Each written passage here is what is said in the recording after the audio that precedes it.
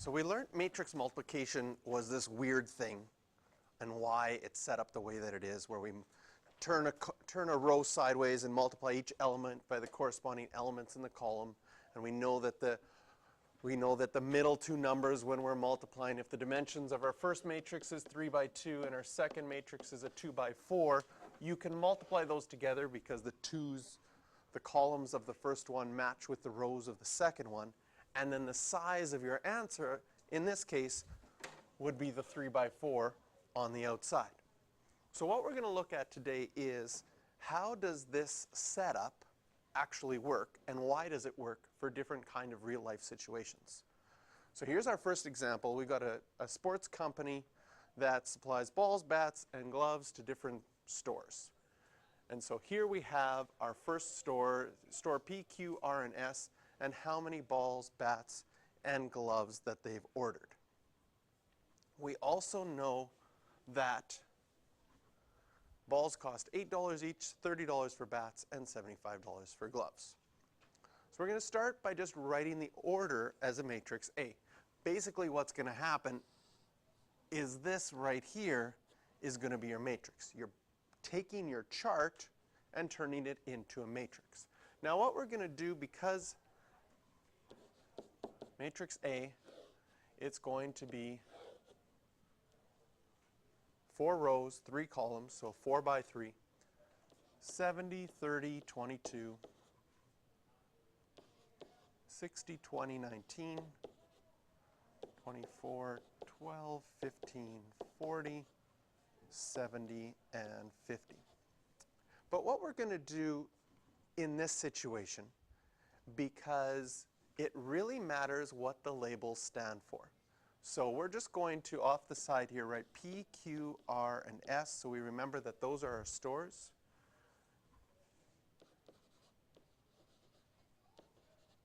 Balls and bats and gloves up there so we know what they stand for. So here's the total order, the different stores, and the different mounts as a matrix A. Part B here, we're going to write the cost per item as a column matrix, B. So here's a column matrix.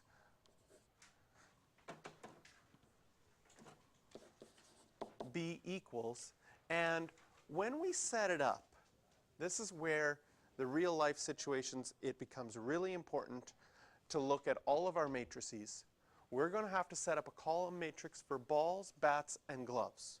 And because it was written that way, you probably would have put balls first, bats second, and gloves third. But it's going to be really important that the order that you put them in matches with the order that was in your other matrix. So we had balls first, bats, then gloves as the order in the columns this way. So when we set things up in this matrix, balls, bats, and gloves needs to be in the same order. I'm going to put a dollar sign here for the cost. Again, looking back, balls were 8, bats 30, gloves 75. Balls 8, bats 30, gloves 75.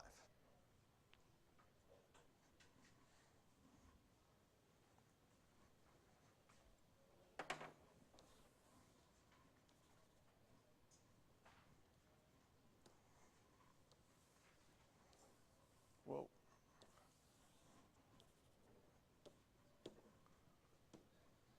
Now we're going to use matrix multiplication to create a new matrix C depicting the total cost of the stores. So the way that this is going to work is matrix C is going to equal, and if we look at our matrix A is a 4 by 3, and our matrix B is a 3 by 1. Can you see that the only way that we can multiply those together is if we do A times B, because A was a 4 by 3, B was a 3 by 1. So not only do the numbers in the middle have to match, but they also have to match in the same order. So in a real life situation, this 3 stood for balls, bats, gloves, and this 3 also stood for balls, bats, gloves in the same order. So our matrix C is going to equal matrix A. I'm just going to copy it from here.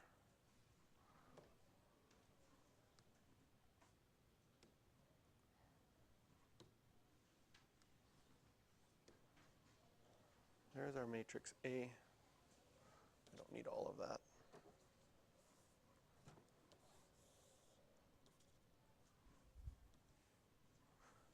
Matrix A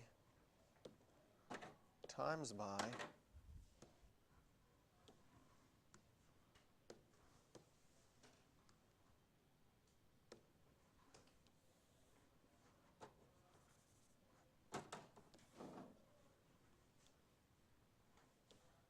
matrix B. So what we're going to do is we're going to take these matrices, we're going to enter them into our calculator. You're going to store this one in matrix A. You're going to store this one in matrix B. So again,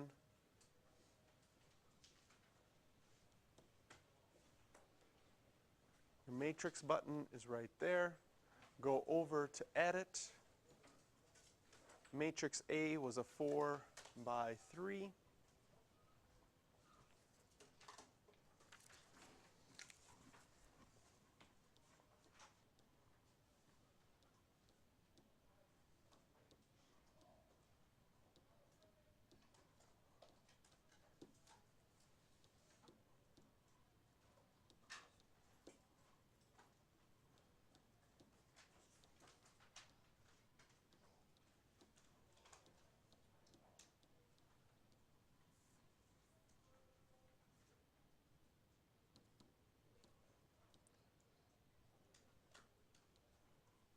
Matrix B is a 3 by 1.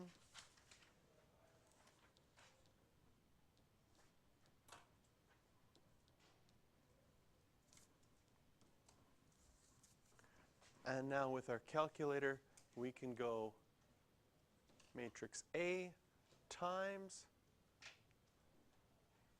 matrix B and get an answer.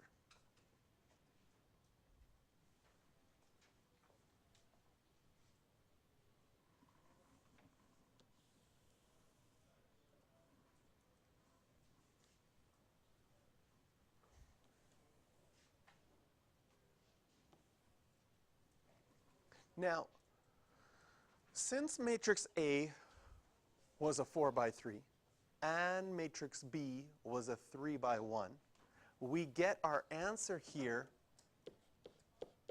which is a 4 by 1. And the other important thing to realize is that when looking at what our original 4 stood for, it stood for stores P, Q, R, and S. And the 1 stood for cost. So we just created a new matrix. This is still P, Q, R, and S, and now we have the cost per store in one application. Now you could have figured this out by hand, just using the charts that you had and using the mathematics that you know up till now, right? If you were trying to figure out, well, what's the cost to store P? Well, you'd have to do 70 bat balls times $8, and you do 30 bats times $30, and 22 gloves times $75. Figure out all those totals and add them up, and you would get $3,110. But by setting it up with matrices, it'll do all of those calculations, add them all up, and get an answer right away for you. So it is a little bit more efficient in that way. And it's also cool to see that how you set it up, if you can multiply things, you see what the answer is going to stand for by looking at what the original rows and the original columns were in your matrices. So now that we've got this, and this is C, instead of having to type those things into C, above your on button is the store button, so you can go store, and then go to matrices, and go down to C, and it automatically types that in for you instead of having to type it in all by itself. which is really nice. Now there is a shipping cost of 2% per item. So we can make a matrix D, and if you want to add 2% by something, you can do that by multiplying by 1.02. So if we take 1.02 and multiply that by matrix C, we'll get our new matrix D. So again, back to our calculator, 1.02 multiplied by matrix C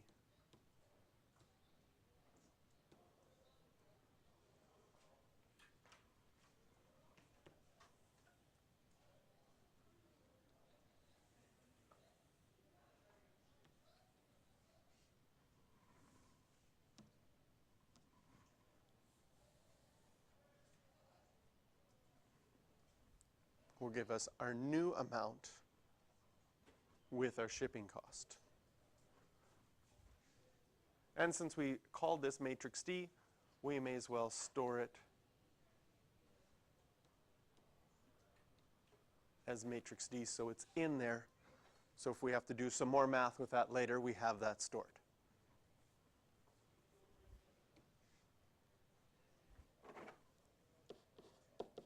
Again, this is still P, Q, R, and S, and this is still the cost, but now it includes the shipping charge.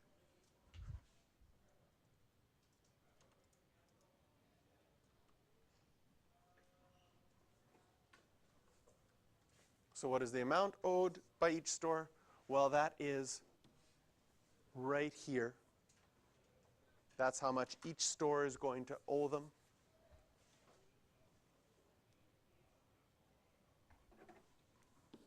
So I'm just going to write matrix D as an answer for that. And if you wanted the total amount owing to Burgess, well, that would be just adding up all of those together.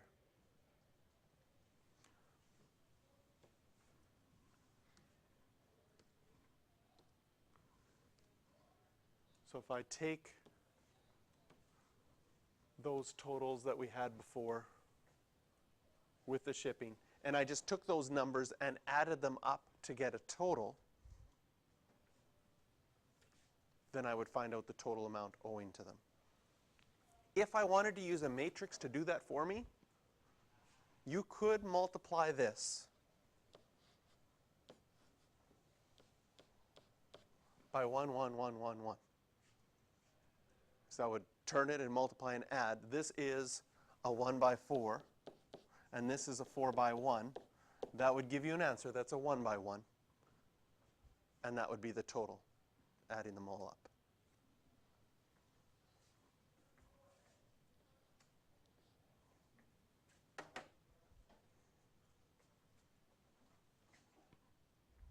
Okay, since that's just adding them up, I'm not going to worry about what the final number is. Let's go to our next example.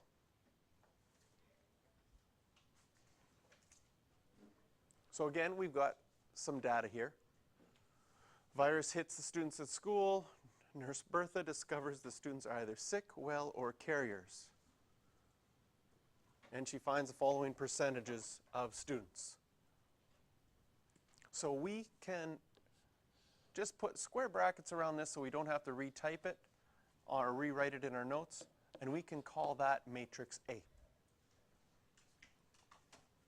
Matrix A is, the dimensions are 3 rows by 2 columns. The rows stand for well, sick, and carrier. The 2 columns are the grades 11 and 12. Here's our student population. We can make that into a matrix B. It's a 2 by 2.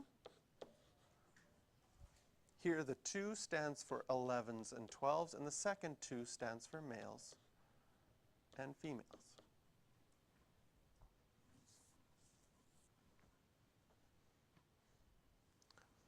So we're going to go to our calculator again and enter in this data.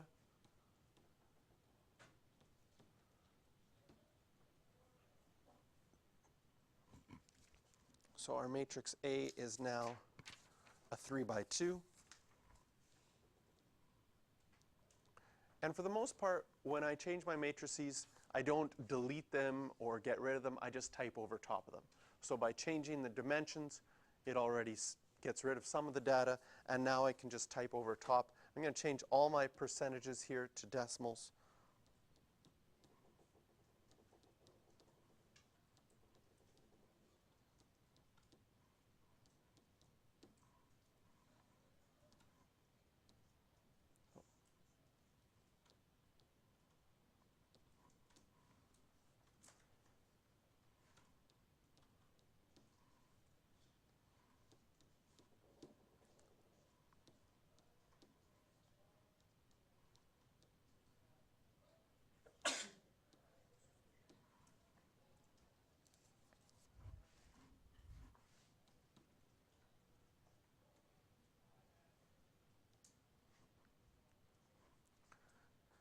How many males are sick? How many females are well? How many carriers are female?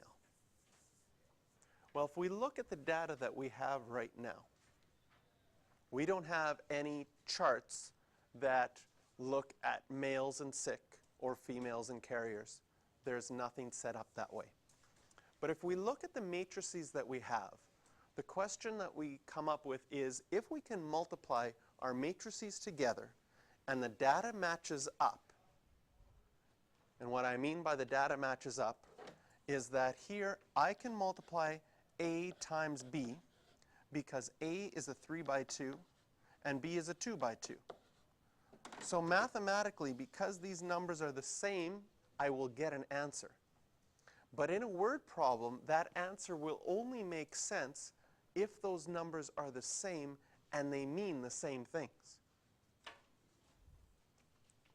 Now in this case, this 2 stood for 11s and 12s. This 2 stood for 11s and 12s. Since those things are the same, I'm going to get a new matrix C. My new matrix C is going to be a 3 by 2. And in my new matrix C, the 3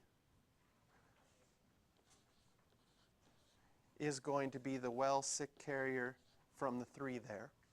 And the 2 is going to be the male and the female from the male and the female there. So because the numbers in the middle match up, and because they mean the same thing, our answer is going to have meaning. Now you're going to get in problems eventually where they're not going to give you the charts, or maybe the charts are given in the wrong order. Like, can you see that I could make this second chart right here with males and females here and 11s and 12s here? And I could have said, okay, males, there's 104 in 11 and 107 in 12, and females, there's 80 in 11 and 103 in 12. That's still the same information. This also could make a 2 by 2 matrix. And this 2 by 2 matrix could multiply by that 3 by 2 matrix because the 2's still match up. And you'll get answers. But because this 2 now represents males and females, and this 2 represents 11s and 12s, you'll get answers that mean nothing in real life whatsoever. They'll just be numbers that have no significance, but you will get an answer. So we have to be careful with that, because we can sometimes multiply matrices and get an answer, but that answer means nothing.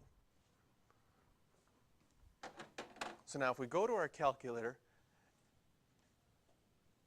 and we do matrix A times by matrix B,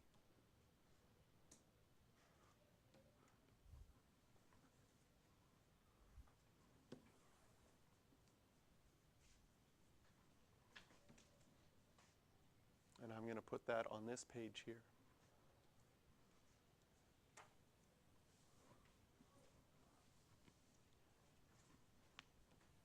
Oops.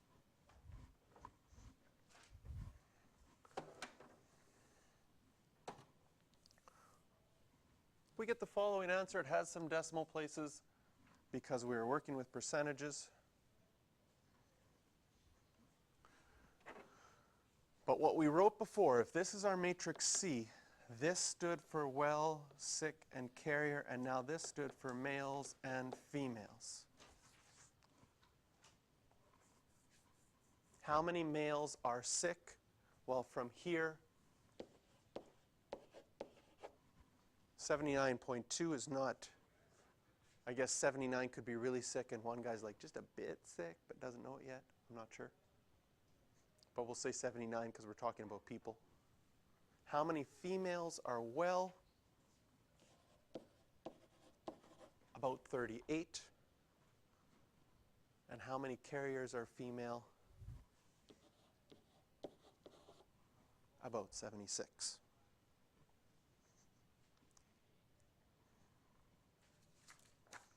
So again, in this one, things were set up so our matrices matched up.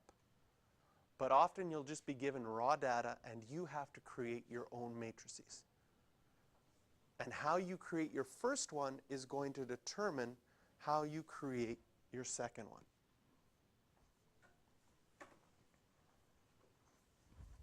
So I want you to read through, it's a long one, the next question. And I want you to create some matrices on your own.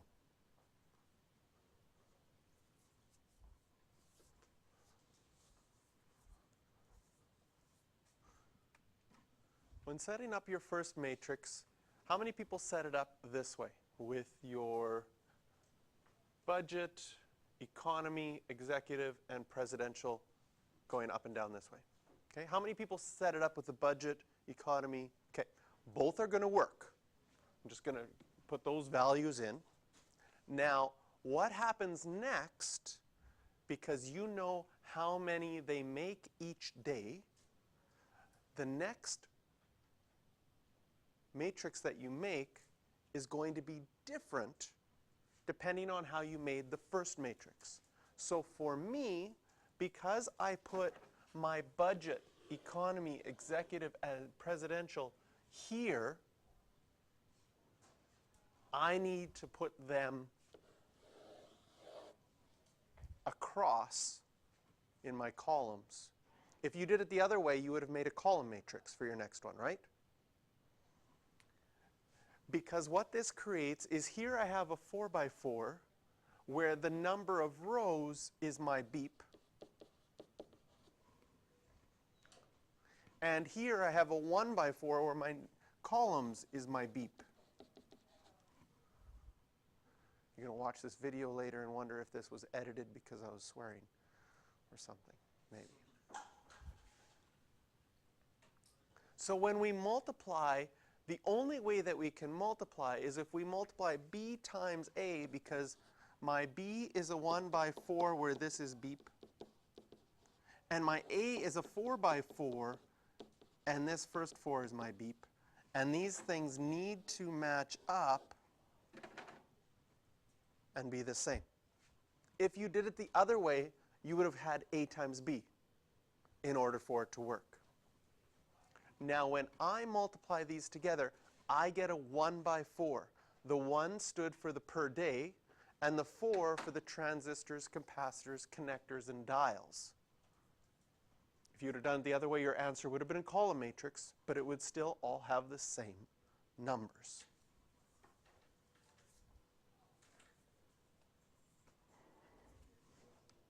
So that solves how many of each of these we need per day.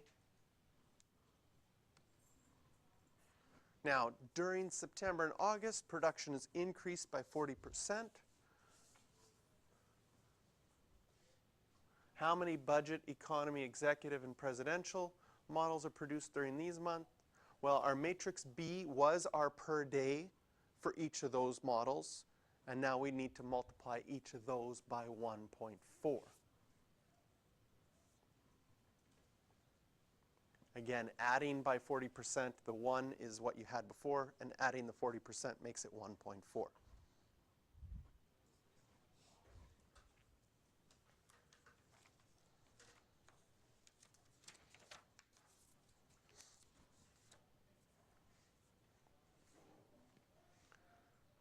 I'll give you some time on part C.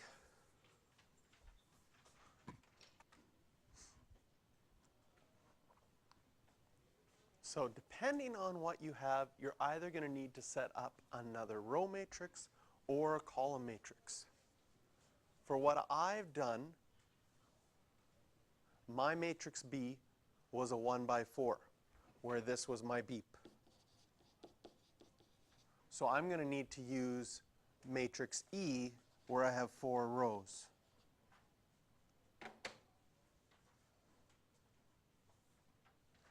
What do I end up with?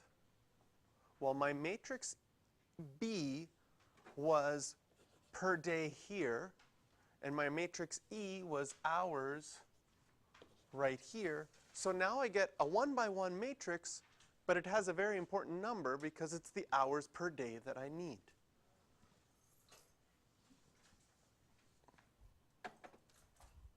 And if I take that 249 and divide it by 7, I get 35.5, so I'm going to need about 36 employees per day.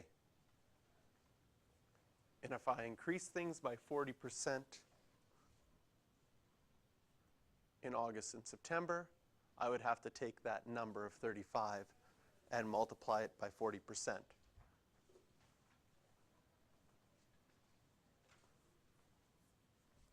Or is this already August and September's 40%?